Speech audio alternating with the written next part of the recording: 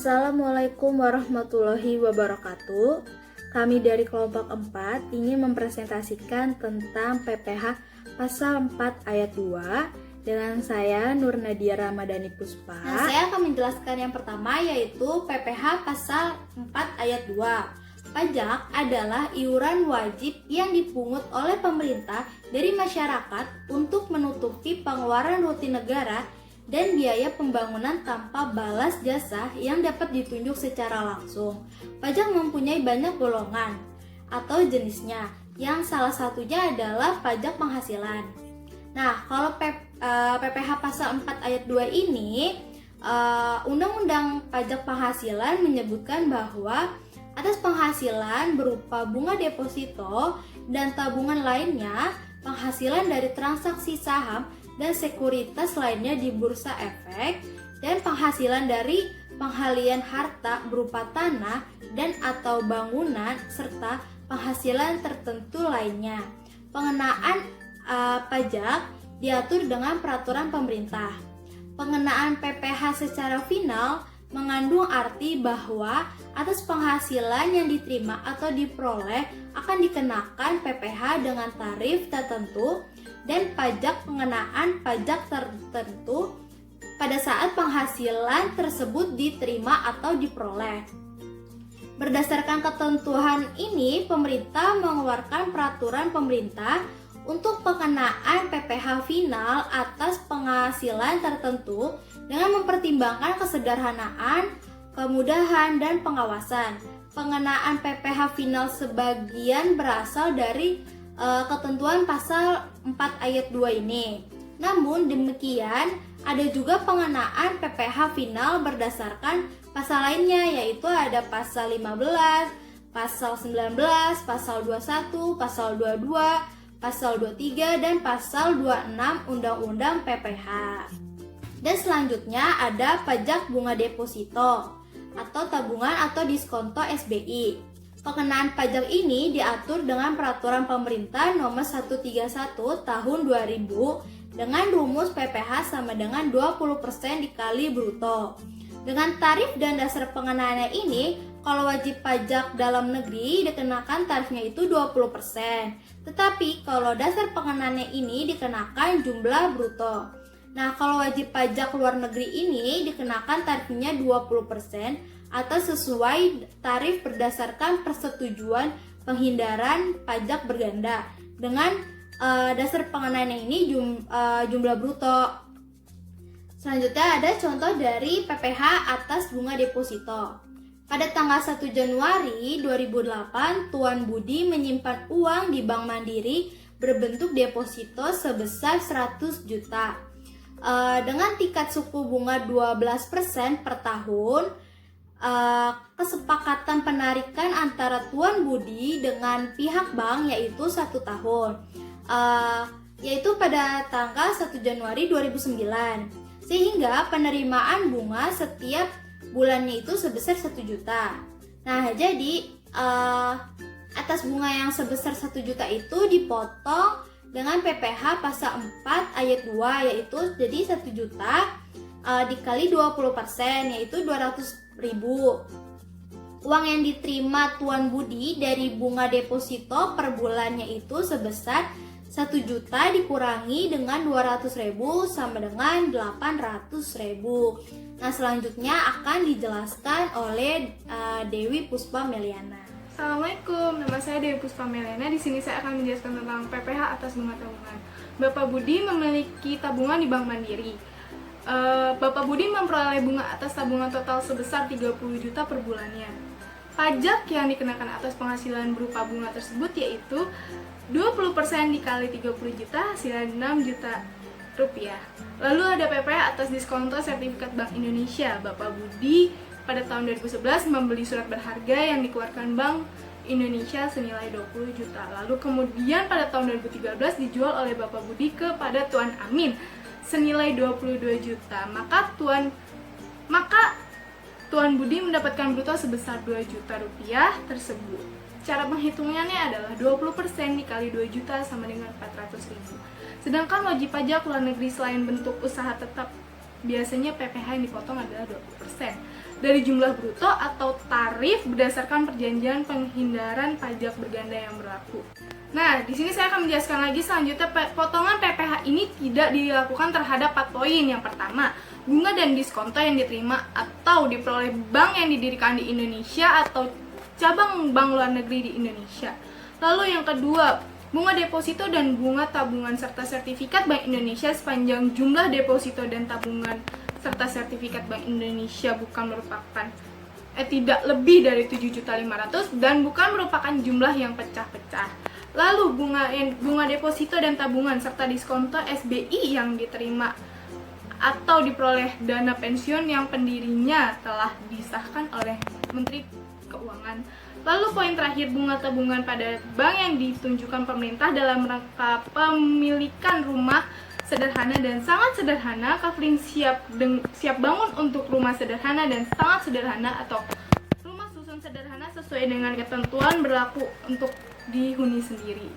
Nah, 4 poin tadi itu mempunyai catatan sendiri, yaitu bagi wajib pajak dalam negeri orang pribadi yang seluruh penghasilannya termasuk bunga dan diskonto dalam 1 tahun pajak tidak melebihi penghasilan tidak kena pajak PTKP, atas pajak yang telah dipotong dapat diajukan permohonan surat restitusi. Saya akan menjelaskan tentang pajak atas bunga atau diskonto obligasi. Obligasi apa sih? Surat utang atau surat utang negara yang berjangka waktu lebih dari 12 bulan. Lalu bunga obligasi adalah imbalan yang diterima dan atau diperoleh pemegang obligasi dalam bentuk bunga dan atau diskonto. Nah, jenis-jenis bunga atau diskonto itu terbagi jadi 3. Yang pertama, bunga obligasi dengan kupon. Dia memiliki wajib pajak yang pertama Badan Dalam Negeri dan BUT, lalu WP luar negeri selain BUT. Tarif yang dikenakan adalah 15% dan 20% atau sesuai tarif penghindaran pajak. DPP-nya jumlah bruto berupa sesuai dengan kepemilikan obligasi. Lalu yang kedua, diskonto obligasi dengan kupon. Badan Dalam Negeri dan BUT, lalu WP luar negeri selain BUT. Dan tarifnya itu sama seperti yang tadi, 20% dan 15% dan 20%. Nah, DPP-nya selisih lebih harga jual atau nilai nominal di atas harga perolehan obligasi tidak termasuk bunga berjalan. Lalu, yang terakhir bunga obligasi tanpa bunga. Wajib pajaknya sama Badan Dalam Negeri dan BUT, lalu WP luar negeri selain BUT. Tarifnya pun sama 15% dan 20%, lalu DPP-nya selisih lebih harga jual atau nilai nominal atas harga perolehan obligasi. Saya Yulinda Kansaputri. Selanjutnya, catatan atas bunga atau diskonto obligasi yang diterima atau diperoleh wajib pajak ada 3. Yang pertama, bank yang didirikan di Indonesia atau cabang bank luar negeri di Indonesia. Yang kedua, dana pensiun yang pendirian atau pembentukannya telah disahkan oleh Menteri Keuangan. Yang ketiga, reksadana yang terdaftar pada Badan Pengawas Pasar Modal atau BAPEPAM selama 5 tahun pertama sejak pendirian atau pemberian izin usaha tidak dikenakan pemotongan pajak penghasilan yang bersifat final. Contoh untuk bunga obligasi dengan kupon yaitu PT Sukses pada tanggal 1 Juli 2002 menerbitkan obligasi dengan kupon yang jangka waktunya 5 tahun. Nilai nominalnya 10 juta, bunga tetapnya 12% per tahun, jatuh tempo bunga 31 Desember. Saat penerbitan perdana, PT Stan atau investor membeli 10 lembar obligasi. Perhitungan bunga dan PPh final yang terutang oleh PT Stan pada saat jatuh tempo bunga 1 tahun adalah bunga sama dengan 12% dikali 10 juta dikali 10 lembar dikali 5 tahun sama dengan 60 juta. PPh finalnya 20% dikali 60 juta sama dengan 12 juta dipotong oleh emiten atau kustodian yang ditunjuk sebagai agen pembayar. Selanjutnya, Pajak atas penghasilan berupa sewa tanah dan bangunan. Pengenaan pajak penghasilan atas penghasilan berupa sewa tanah dan bangunan diatur dengan peraturan pemerintah nomor 29 tahun 1996 sebagaimana telah diubah dengan peraturan pemerintah nomor 5 tahun 2002. Menurut ketentuan tersebut, penghasilan berupa sewa tanah atau bangunan dikenakan PPh bersifat final. Besarnya PPh yang dipotong adalah sebesar 10%, baik atas penghasilan yang diterima oleh wajib pajak badan maupun orang pribadi dari jumlah bruto nilai persewaan tanah atau bangunan. PPh final sama dengan 10% dikali bruto. Contohnya yaitu PT BDS menyewa sebuah ruko dari Tuan Wibawa untuk dijadikan kantor dengan nilai sewa sebesar 40 juta per bulan. PPh pasal 4 ayat 2 yang dipotong oleh PT BDS adalah 10% dikali 40 juta sama dengan 4 juta. Selanjutnya, PPh final atas penghasilan dari pengalihan hak atas tanah atau bangunan, yaitu bagi wajib pajak orang pribadi yang jumlah penghasilannya melebihi penghasilan tidak kena pajak atau PTKP apabila melakukan pengalihan hak atas tanah atau bangunan yang jumlah brutonya kurang dari 60 juta. Penghasilan yang diperoleh dari pengalihan tersebut merupakan objek pajak penghasilan dan pajak penghasilan terutang yang bersifat final sebesar 5% dari jumlah bruto nilai pengalihan. Wajib dibayar sendiri oleh wajib pajak dengan surat setoran pajak final sebelum akhir tahun pajak yang bersangkutan, kecuali penghasilan yang diperoleh dari pengalihan penjualan tukar-menukar, pelepasan hak, penyerahan hak, atau cara lain kepada pemerintah guna pelaksanaan pembangunan untuk kepentingan umum yang memerlukan persyaratan khusus. PPh final sama dengan 5% dikali bruto.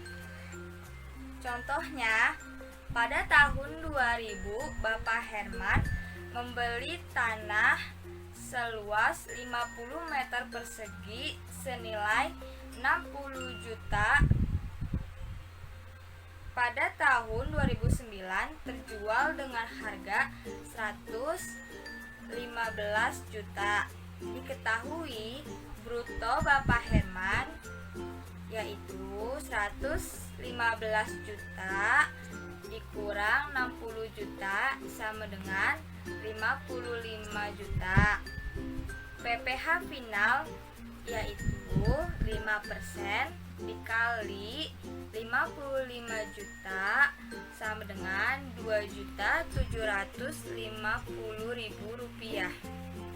Saya Friza Sita Dewi, saya akan melanjutkan presentasi sebelumnya. Penghasilan atas penghasilan berupa usaha jasa konstruksi, pengenaan pajak penghasilan atas penghasilan dari usaha jasa konstruksi diatur dengan Peraturan Pemerintah Nomor 51 Tahun 2008. Berikut ini adalah beberapa pengertian menurut PP Nomor 51 Tahun.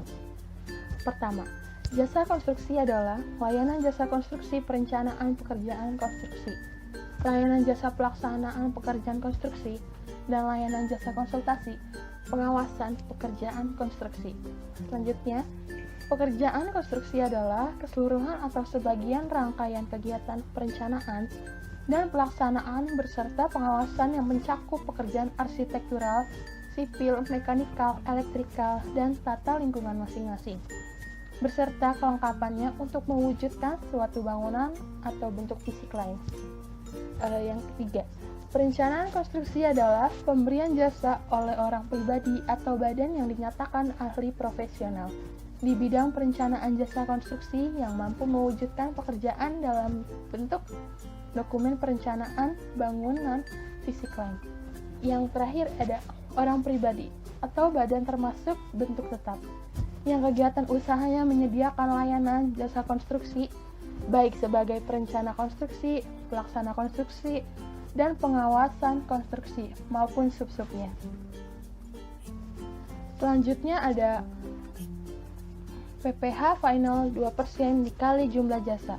2% untuk pelaksanaan konstruksi yang dilakukan oleh penyedia jasa yang memiliki kualifikasi usaha kecil. Yang kedua, PPh final 4% dikali jumlah jasa. 4% untuk pelaksana konstruksi yang dilakukan oleh penyedia jasa yang tidak memiliki kualifikasi usaha. Yang ketiga, PPh final 3% dikali jumlah jasa. 3% untuk pelaksanaan konstruksi yang dilakukan oleh penyedia jasa memiliki kualifikasi usaha besar atau menengah. Yang keempat, PPh final sama dengan 4% dikali jumlah jasa. 4% untuk perencanaan konstruksi atau pengawasan konstruksi yang dilakukan oleh penyedia jasa yang memiliki kualifikasi usaha. Yang kelima, PPh final sama dengan 6% dikali jumlah jasa. 6% untuk perencanaan konstruksi atau pengawas konstruksi yang dilakukan oleh penyedia jasa yang tidak memiliki kualifikasi usaha. Pajak penghasilan atas jasa konstruksi dipotong oleh pengguna jasa pada saat pembayaran. Dalam hal pengguna jasa merupakan pemotong pajak atau disetor sendiri oleh penyedia jasa. Dalam hal pengguna jasa bukan merupakan pemotong pajak. Selanjutnya ada pajak penghasilan atas hadiah undian. Pengenaan pajak penghasilan atas penghasilan berupa hadiah undian diatur dalam Peraturan Pemerintah Nomor 132 Tahun 2000. Besarnya pajak penghasilan yang wajib dipotong atau dipungut adalah sebesar 25% dari jumlah bruto hadiah undian. PPh final 25% dikali bruto. Di sini ada contoh soal seperti PT Dipta dalam rangka mempromosikan produk barunya menyelenggarakan undian dengan hadiah berupa uang tunai senilai 100 juta. PPh pasal 4 ayat 2 yang dipotong oleh PT Dipta adalah 25%. Kenapa 25%? Karena besarnya pajak penghasilan yang wajib dipotong sebesar 25% dari jumlah bruto hadiah undian. Jadi, 25% dikali 100 juta sama dengan 25 juta. Nama saya Dian Rahmawati Aziza. Selanjutnya saya akan menjelaskan pajak penghasilan atas penghasilan dari transaksi derivatif berupa kontrak berjangka yang diperdagangkan di bursa. Besarnya pajak penghasilan transaksi derivatif berupa kontrak berjangka yang diperdagangkan di bursa adalah 2,5% dari margin awal. Margin awal adalah sejumlah uang atau surat berharga yang harus ditempatkan oleh pialang berjangka atau anggota bursa pada lembaga clearing dan penjamin untuk menjamin pelaksanaan transaksi kontrak berjangka. Yang dimaksud dengan lembaga clearing dan penjamin adalah badan usaha yang menyelenggarakan dan menyediakan sistem dan atau sarana untuk pelaksanaan clearing dan penjaminan transaksi di bursa. Contoh, Tuan Basri menginvestasikan modal sebesar 90 juta ke perusahaan swasta baru berdiri yaitu perusahaan ABC.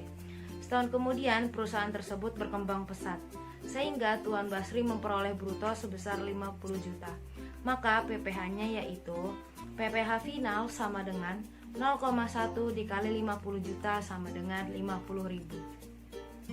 Selanjutnya ada pajak penghasilan atas penghasilan saham di Bursa Efek.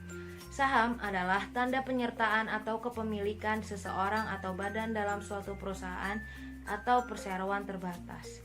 Bursa efek atau bursa saham adalah sebuah pasar yang berhubungan dengan pembelian dan penjualan efek perusahaan yang sudah terdaftar di bursa itu. Berikut rumus perhitungan PPh-nya. PPh final sama dengan 0,1% dikali bruto. Contoh, pada dasarnya batasan minimal atau jumlah nominal membeli saham tidak ada, tapi di Bursa Efek Indonesia pembelian minimal 500 lembar atau 1 lot. Misalnya, harga saham perusahaan XYZ senilai 100. Maka, dana minimal yang dibutuhkan untuk membeli 1 lot sama dengan 50.000 atau 50 lembar dikali 100. Perusahaan XYZ mendapatkan bruto 20.000. Maka PPh-nya yaitu PPh final sama dengan 0,1 dikali 20.000 sama dengan 20. Selanjutnya ada pajak penghasilan atas bunga simpanan koperasi. Bunga simpanan koperasi kepada anggota lebih dari 240.000 per bulan, PPh terutang yaitu PPh final sama dengan 10% dikali bruto. Contoh, sebuah koperasi simpan pinjam di lingkungan tertentu mempunyai 30 anggota. Tiap anggota mendapatkan bunga tiap bulannya sebesar 3 juta. Jadi PPh pasal 4 ayat 2 yaitu PPh final sama dengan 10% dikali 3 juta sama dengan 300.000. Sekian presentasi dari kelompok kami, kurang lebihnya mohon maaf. Wabillahi taufiq wal hidayah. Wassalamualaikum warahmatullahi wabarakatuh.